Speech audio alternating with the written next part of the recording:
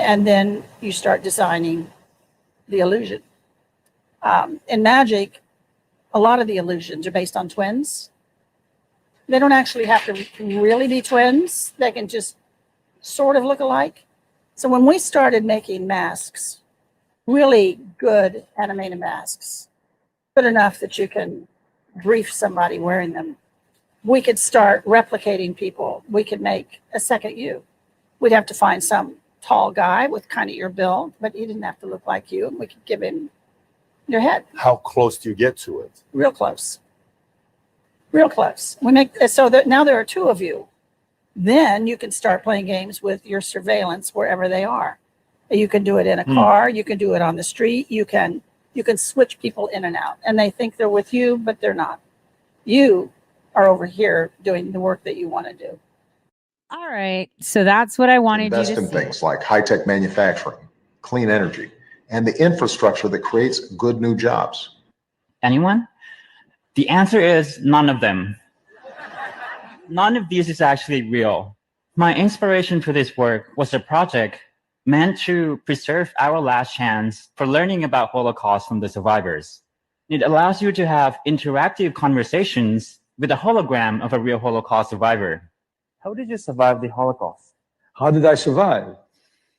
I survived, I believe, because Providence watched over me. These answers were pre-recorded in a studio, yet the effect is astounding. You feel so connected to his story and to him as a person. So I saw this and began to wonder, can we create a model like this for anyone? A model that looks, talks, and acts just like them.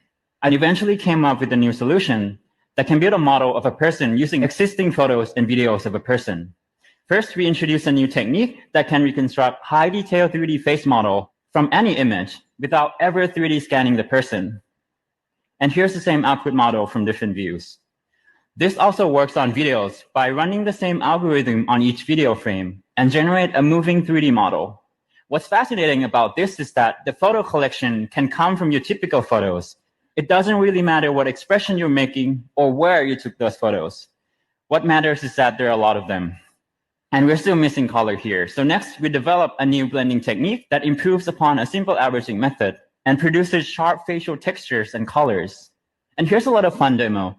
So what you see here are a controllable model of people I built from their internet photos. Now, if we transfer the motion from the input video, we can actually drive the entire party. It's a very difficult bill to pass because there's a lot of moving parts, and the legislative process can be ugly. These results seem very realistic and intriguing, but at the same time frightening. One thing that concerns me is its potential for misuse. People have been thinking about this problem for a long time, since the days when Photoshop first hit the market. As a researcher, I'm also working on countermeasure technology, and I'm part of an ongoing effort at AI Foundation, which uses a combination of machine learning and human moderators to detect fake images and videos, fighting against my own work.